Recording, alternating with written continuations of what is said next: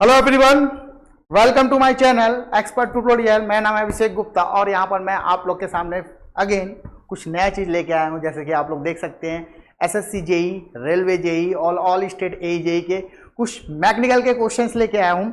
अब देखेंगे कि आने वाले टाइम पर अभी आप लोग को पता है कि एसएससी जेई का मेंस जो है आपके नवंबर में होने वाली, प्लस आपको ये देखने को मिलेगा रेलवे जेई का भी तैयारी करना है। तो बेटा यहाँ पर मैं आप लोग को रेलवे जेई हो गया, एसएससी जेई हो गया, मैकेनिकल में जे भी जेई और एई एग्जाम की तैयारी कर रहे हैं तो ये वीडियो उस बच्चे लोग के लिए बहुत ही फायदेमंद होगा, है ना। तो स्टार्ट करते हैं बेटा। बहुत ही प्यारा प्यारा क्वेश्चन है और बेसिकली आप लोगों को पता है कि थर्मल के पार्ट्स बहुत ज़्यादा पूछे जाते हैं एसएससी जेई में। तो यहाँ पर मैं फ्लूइड के क्वेश्चंस लेके आया हूँ। तो कंटिन्यूएशन ये सीरीज चलती रहेगी और आपको नया नया क्वेश्चन देखने को मिलेगा। ओके, नाउ देखिए बेटा, यहाँ पर अब देख सकते हैं कि target SSC JE, railway JE, mechanical engineering. Okay, now आप देखेंगे यहाँ पर क्वेश्चंस की बात करूंगा मैं। फर्स्ट क्वेश्चन आपके सामने रखने वाला हूं, सुनिएगा, समझिएगा और देखिएगा कि यहाँ पर क्वेश्चंस क्या होने वाला है दोस्त, है ना। जैसे कि आपके सामने यहाँ पर फर्स्ट क्वेश्चन है। फर्स्ट क्वेश्चन क्या है, सुनिएगा, बेहतरीन टाइप से कॉन्सेप्ट लेके आया हूँ। क्वेश्चन आपके सामने है, which of the following has no unit. ऐसा कौन सा फिजिकल क्वांटिटीज है जिसका यूनिट नहीं होता। आपके पास ऑप्शंस दिया हुआ है, first surface tension, second kinematic viscosity and third one is strain and fourth one is the bulk modulus. तो बेसिकली इसके बारे में कुछ नॉलेज है नहीं, तो पहले हम समझेंगे, चीज़ों को क्लियर करेंगे तो आपको यहाँ पर बहुत सारी चीज़ें देखने को मिलेगा, है ना। यूनिट लेस की बात करते हैं। What is the surface tension. अब आप लोग पढ़े होंगे सरफेस टेंशन होता क्या है। बेसिकली इसको सिग्मा से रिप्रेजेंट करते हैं। Sir, sigma is equal to force by length. हम ये फॉर्मूला से आप बोल सकते हैं surface tensile force per unit length, that is the surface tension. और फोर्स का यूनिट होता है न्यूटन और लेंथ का यूनिट होता है मीटर। तो बोलेंगे सर कि यहाँ पर सरफेस टेंशन का यूनिट देखने को मिला, वो यूनिट का नाम क्या है बेटा, आपका न्यूटन पर मीटर। करेक्ट। तो आपके क्वेश्चंस में पूछा गया है what is the no unit. आपको पूछा गया है नो यूनिट का कॉन्सेप्ट। तो ये तो नहीं हो सकता भाई, नहीं हो सकता। इसमें 4 क्वेश्चन छुपे हुए हैं दोस्त। आपको क्वेश्चन पूछा गया है बट हमको यहाँ पर 4-5 इंफॉर्मेशन देखने को मिलेगा। ये एक क्वेश्चन नहीं, 2 क्वेश्चन नहीं, 3 क्वेश्चन नहीं, आपको लगातार क्वेश्चन देखने को मिलेंगे। सेकंड क्वेश्चन है काइनेमेटिक विस्कोसिटी। तो what is the meaning of the kinematic viscosity. ये फ्लूइड का पार्ट होता है। तो काइनेमेटिक विस्कोसिटी को न्यू से रिप्रेजेंट करते हैं, that is the dynamic viscosity upon density.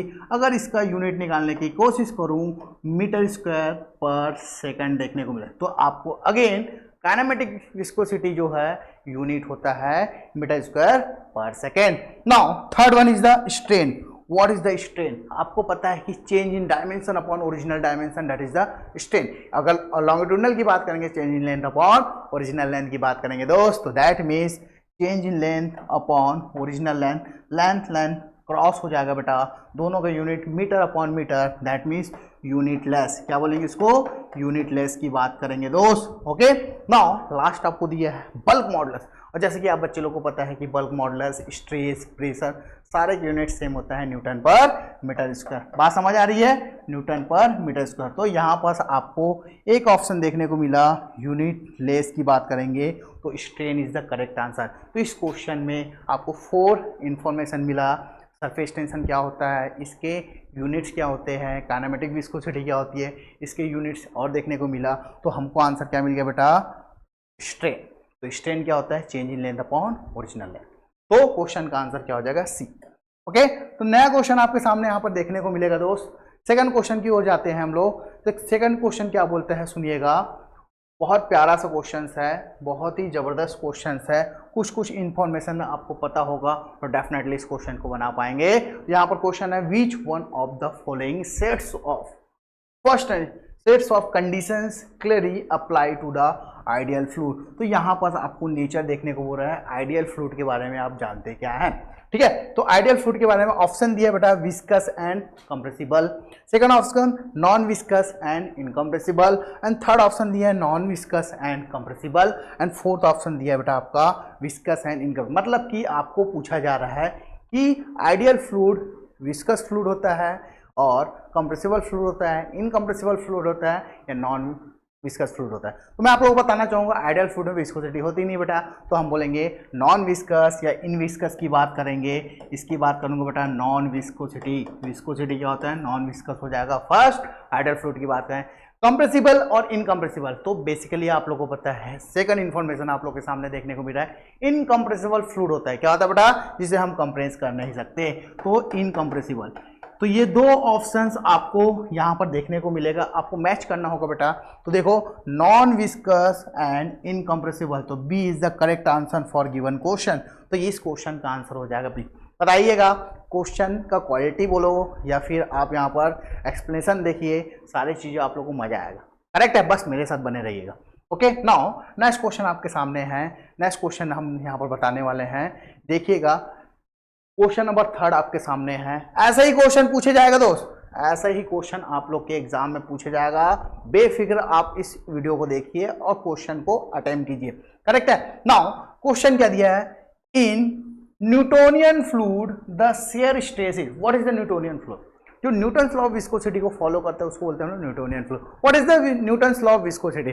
तो शेयर स्ट्रेस यहां पर पता है अपने को, shear stress is directly proportional to rate of shear strain. क्या बोला बेटा? याद रखना, रेट ऑफ शेयर स्ट्रेन इसको बोलते हैं D phi by D T, या फिर directly proportional to shear stress is directly proportional to velocity gradient. क्या बोला मैं?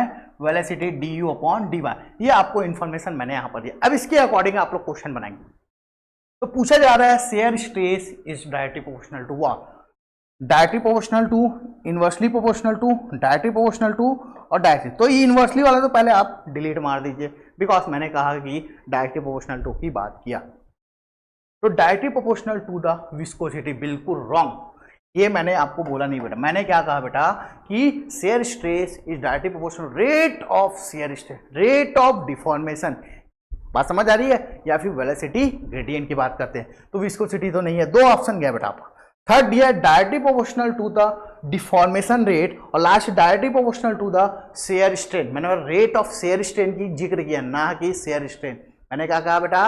रेट ऑफ शेयर स्ट्रेन या फिर रेट ऑफ डिफॉर्मेशन या डिफॉर्मेशन रेट। तो यहाँ पर कंफ्यूज नहीं होंगे, तो डी आपका आंसर नहीं होगा, C is the correct answer for given question. Correct है। तो ये क्वेश्चन में आप बच्चे लोग को फंसाने वाला क्वेश्चन है, ये क्वेश्चन फंसाने वाला क्वेश्चन है। और कैसे फंस गया बेटा? डिफॉर्मेशन रेट लिखा हुआ है और यहाँ पर शेयर स्ट्रेन, यहीं पर क्वेश्चन अगर बोलता रेट ऑफ शेयर स्ट्रेन, क्या बोलता मैं? रेट ऑफ शेयर स्ट्रेन, तो आपका आंसर क्या हो जाता है बेटा? 4th नंबर का आंसर हो जाता है। नेक्स्ट क्वेश्चन की ओर चलते हैं, और बहुत मजा आ रहा है बेटा। क्वेश्चन की क्वालिटी देखिए, बहुत बेहतरीन टाइप से आपको ऐसे ही क्वेश्चन आप लोग के एग्जाम में देखने को मिले, चाहे कोई भी AE की हो। ऑल इंडिया में जो भी स्टेट में अगर AE का एग्जाम होता है तो ऐसे ही क्वेश्चन देखने को मिलेगा। SSC JEE का उठा के देख लीजिए, ऐसे ही क्वेश्चन देखने को मिलेगा। रेलवे JEE में भी आपको ऐसे ही क्वेश्चन देखने को मिलेगा। अब बढ़िया सा क्वेश्चन दिया, अब देखिएगा क्वेश्चन समझिएगा बेटा। For pseudoplastic non-Newtonian fluid the apparent viscosity, question समझिएगा। यहां पर बोल दिया गया है नॉन न्यूटोनियन फ्लूइड। बेटा fluid basically there are two types, Newtonian fluid, non Newtonian.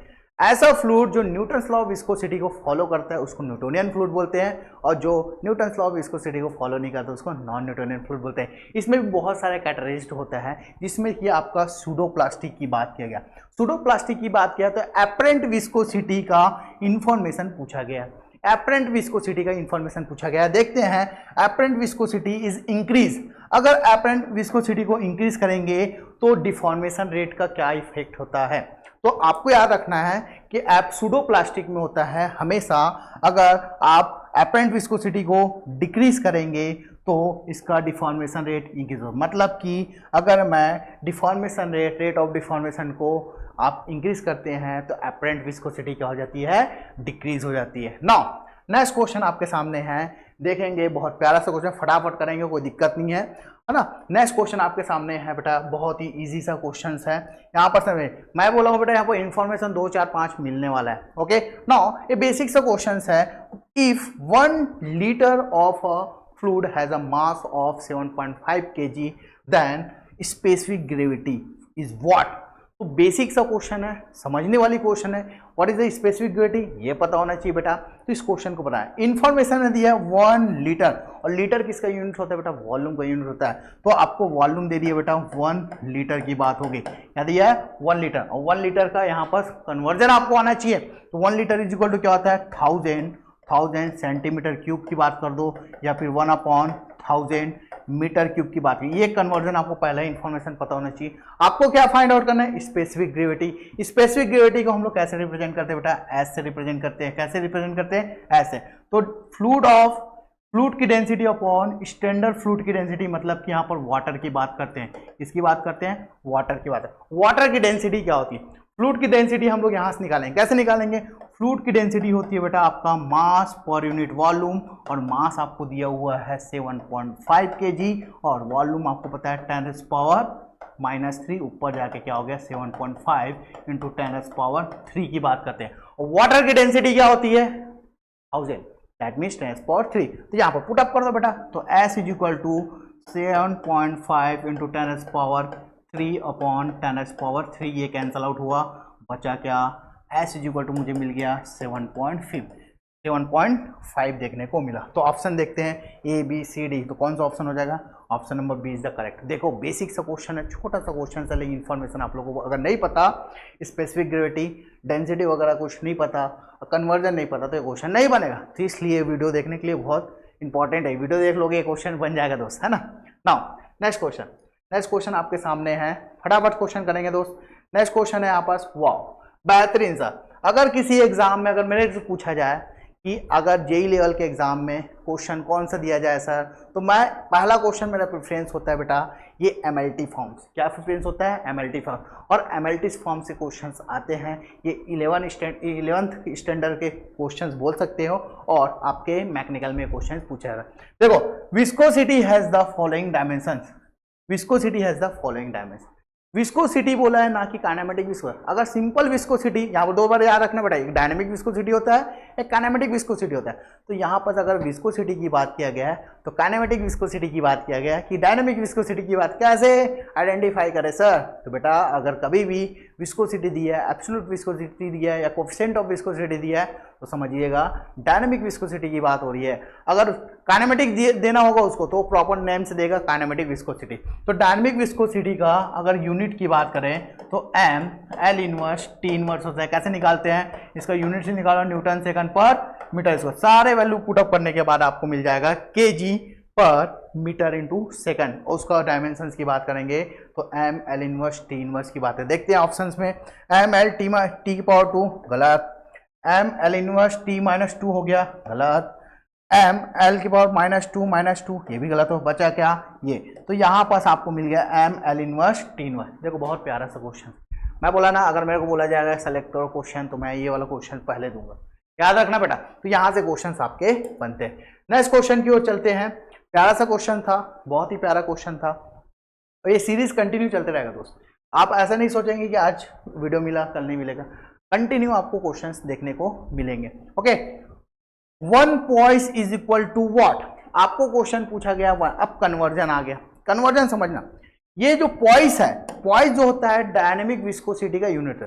तो 1 पॉइस याद रखना बेटा, 1 पॉइस ये किसका यूनिट है, डायनेमिक विस्कोसिटी का यूनिट है। 1 पॉइस इज इक्वल टू होता है 1/10 Newton second per metre square. और क्या लिखूंगा, अगर मैं इसको पॉइंट में लिखना चाहूँ 0.1 Newton second per metre square की बात, ये आपको क्वेश्चन में देखने को मिला।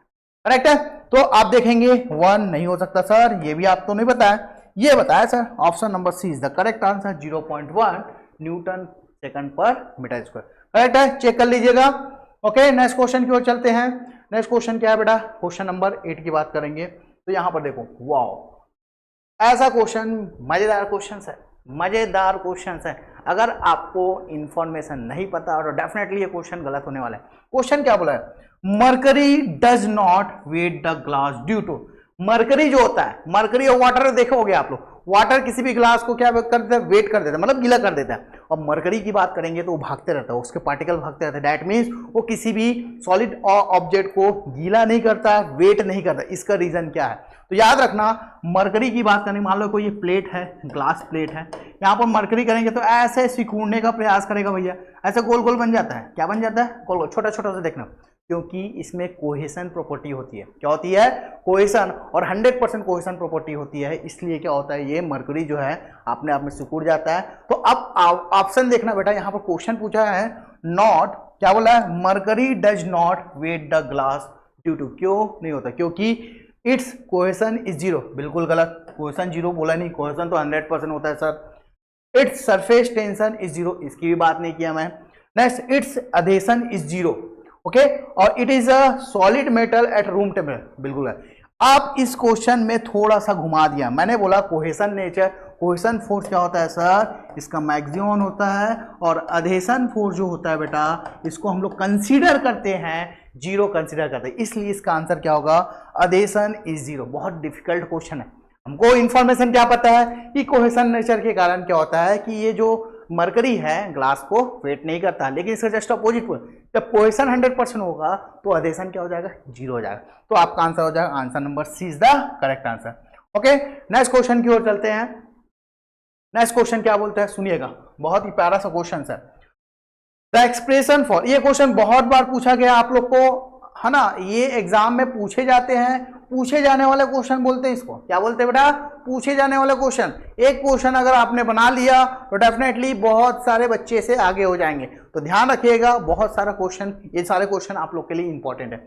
The expression for the capillary rise is the given by when surface tension, angle of contact and density. मतलब यहाँ पर पूछा जा रहा है कि कैपिलरी एक्शन के बारे में, किसी भी कैपिलरी एक्शन में क्या होता है, एक स्मॉल ट्यूब से लेते हैं और कंटेनर होता है, यहाँ लिक्विड भरा होता है, जैसे ही इंसर्ट करते हैं तो फ्लूइड जो है ऊपर की ओर चला जाता है, और मरकरी की बात करेंगे डाउनफॉल, तो उस हाइट की बात करते हैं। तो हाइट की बात करते हैं तो यहाँ पर देखो 4 सिग्मा कॉस थीटा अपॉन रो जीडी। आप डायरेक्ट इस फॉर्मूला को याद कीजिए बेटा, क्योंकि इसका एक्सप्रेशन निकालूंगा ना तो आप लोगों को बहुत सारी चीज देखने को, बहुत सारी इंफॉर्मेशन देखने को। मान लो यहाँ पर फ्लूइड है और अपने यहाँ पर क्या कर दिया, ये आपने ट्यूब को इंसर्ट कर दिया, तो यहाँ पर जो फ्लूइड है ऊपर चढ़ जाएगा ऐसे टाइप का।